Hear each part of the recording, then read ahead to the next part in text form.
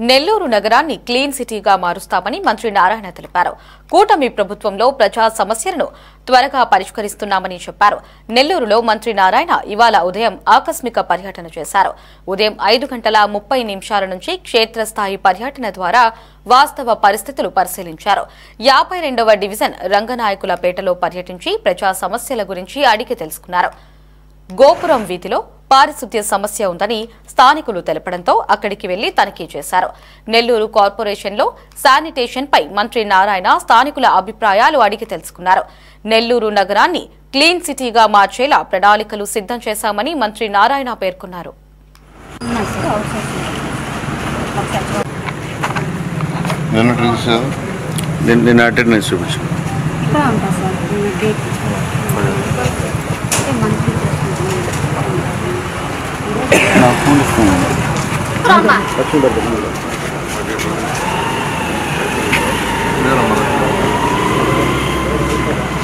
కర్ర నాగరాజు శేషం సింగలాల దేవమ్మ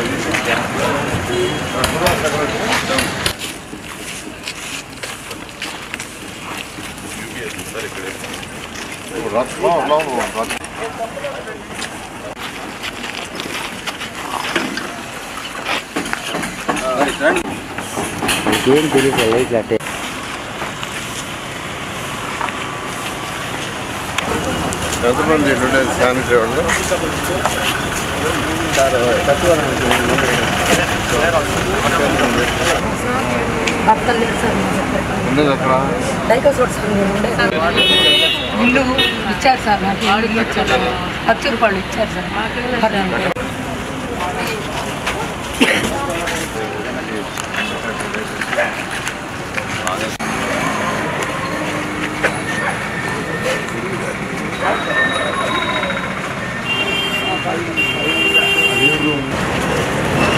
సార్ బాగా సార్ సార్ పోగులు ఎత్తేటప్పుడు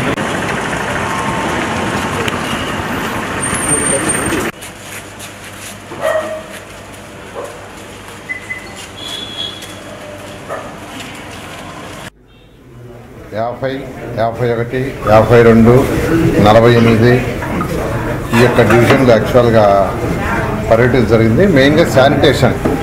మున్సిపాలిటీ అంటే ప్రజలు కోరుకునేది ఫస్ట్ శానిటేషన్ నీట్గా ఉండాలని. సాలిడ్ వేస్ట్, తర్వాత లిక్విడ్ వేస్ట్. లిక్విడ్ వేస్ట్ అంటే ఇళ్ళలో వాడిన వాటర్ పోవటం, డ్రైన్స్ ద్వారా వర్షాలు వస్తే ఆ నీళ్లు పోవటం లిక్విడ్ వేస్ట్. రోడ్లు, లైట్స్ జనరల్గా ఇవే కోరుకుంటారు. అందుకని ఈరోజు మార్నింగ్ 5 గంటలకు అధికారులతో విజిట్ చేశాను. ఈ యొక్క వర్కర్స్ వస్తున్నారో లేదని కొన్ని దగ్గర నేనే స్వయంగా ఈరోజు 52వ డివిజన్లో అటెండెన్స్ చేసుకున్నాను. నేనే స్వయంగా చేశాను. అయితే అందరూ వచ్చారు.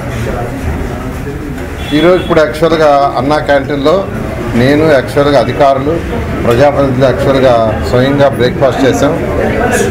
ఈ అన్నా క్యాంటీన్ పెట్టిన రోజు ఎలా ఉందో ఈరోజు కూడా ఫుడ్ అదేవిధంగా ఉంది. ఫుడ్లో ఎటువంటి క్వాలిటీలో తేడా లేదు.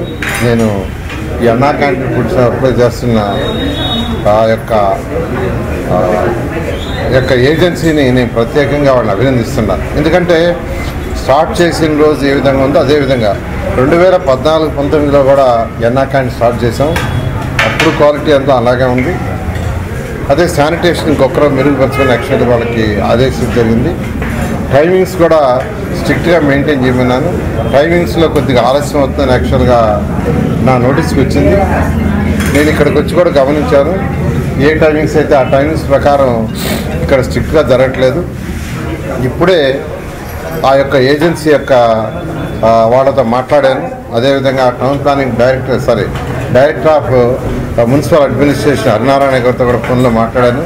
రాష్ట్రంలో ఉన్న అన్ని అన్నా క్యాంటీన్స్లో టైమింగ్స్ ఎలా మెయింటైన్ చేస్తున్నారు అనేది ఒకసారి చెక్ చేయమని చెప్పడం జరిగింది.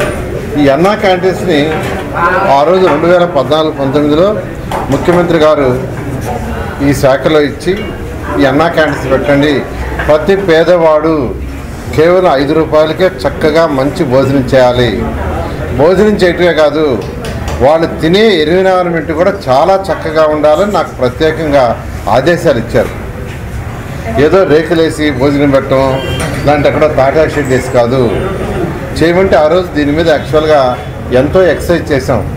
దీని మీద కూడా అనేక రాష్ట్రాలకు పంపించి అక్కడ క్యాంటీన్లు ఎలా ఉన్నాయి పేదలకు పెట్టి స్టడీ చేసిన తర్వాత దీన్ని యాక్చువల్గా డిజైన్ చేసాం. 10 రకాల డిజైన్లు చేసి ఆ రోజు ఎమ్మెల్యేలు చూపించాం. వాళ్ళందరూ సెలెక్ట్ చేశారు. కొన్ని మళ్ళీ ముఖ్యమంత్రి గారు చూపించి ఆయనతో సెలెక్ట్ చేస్తే ముఖ్యమంత్రి గారు చాలా క్లియర్గా చెప్పారు, ఎన్విరాన్మెంట్ బాగుండాలా, టేబుల్స్ గ్రానైట్ వేయండి, గ్రానైట్ టేబుల్స్ పెట్టండి, ఫ్లోరింగ్ వచ్చి చక్కటి వర్టిఫైడ్ టైల్స్, ఇదే విధంగా చుట్టూ గ్లాసెస్, ఇలా హై క్వాలిటీ వాటర్, టాయిలెట్స్ ఖచ్చితంగా ఉండాలంటే అలాంటి 204 రాష్ట్రంలో పెట్టాం. కానీ గత ప్రభుత్వం వైసీపీ ప్రభుత్వం మా మీద కోపంతో అప్పుడు మా ప్రభుత్వంతో తెలుగుదేశం మీద కోపంతో ఈ 204 క్యాంటీన్స్ని మూసేసి రోజు భోంచేసే 2,25,000 మంది పేదల్ని పట్టుకొట్టింది.